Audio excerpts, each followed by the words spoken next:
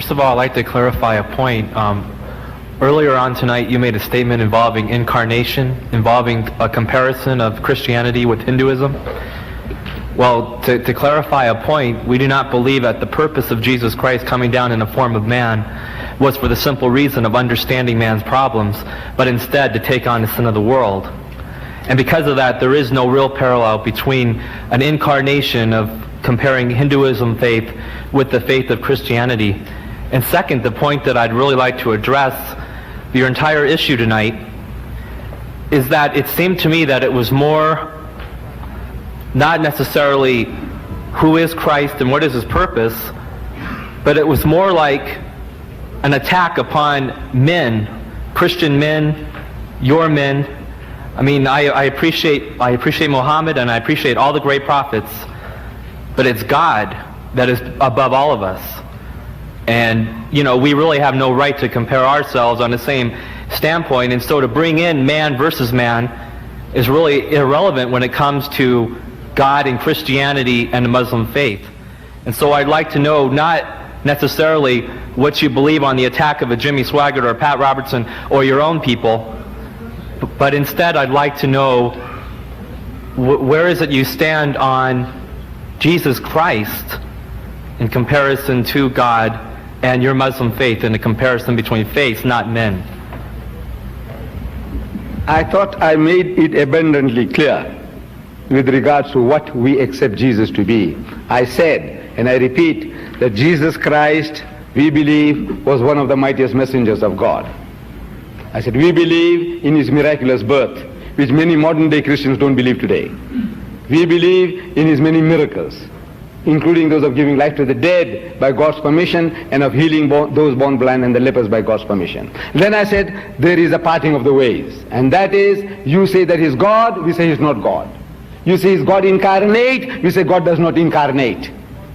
Is that an attack? Or is this putting forth to you our positions and look, this is our position, instead of hypocritically telling you, you know, he performed many miracles and what he did and he spoke as a child and all that, and says, now I scratch your back and you scratch my back.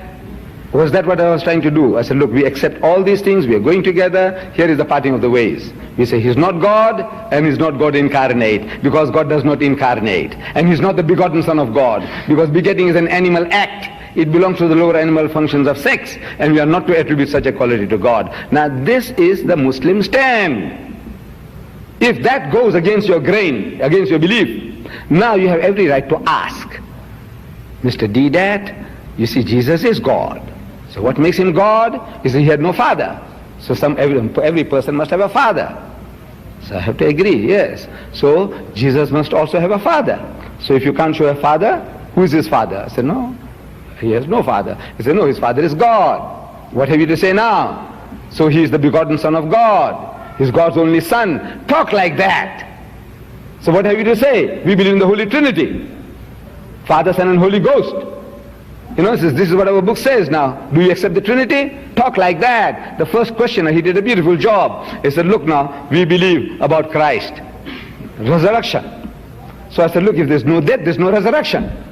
Talk like that. Look, this is the question. They said, now you want me to justify, even now, you want me to justify. I said, look, I'll show you from your own book that you read something and you misunderstand the thing that you're reading. Let's put it to the audience. Let I put it to you. But now I said, you're crying now like a woman, you know, bashful maiden. You said, now look, you attack. What attack? What did I say disparaging about Jesus? You say that he called his mother woman in your book. I said, my book says, he says, وَبَرَّمْ بِوَالِدَتِي. He says, made me kind to my mother. وَجَعَلَنِي جَبَّارًا شَقِيًّا. And he's not made me, وَلَمْ أَجْعَلْنِي جَبَّارًا شَقِيًّا. And not, you know, aggressive or abusing. Look, this is the Quran is defending Jesus. That he never did anything that you are attributing to him. That he called the learned men of Israel. He's the elders of his people. You generation of vipers, you whited sepulchres, you wicked and adulterous generation, you snakes, you fools. Look, this is your record. My book says, no, he never did anything like that. Is that an attack? If that is an attack, then brother, you know, I apologize. By God, you know, I'm ashamed of myself. If this is an attack, The Quran says that he didn't do that. He respected his mother. That's an attack. Is that an attack? That he didn't abuse the people. Is that an attack? No, you must tell me what is the attack? What is the attack? What did I say abusive about Jesus? I say he's one of the mightiest messengers of God. We love him, we respect him, we revere him. And we say follow him. Follow him. Because if you followed him, you'll be a Muslim. You're not following him. However, the opportunity to the questioners, please.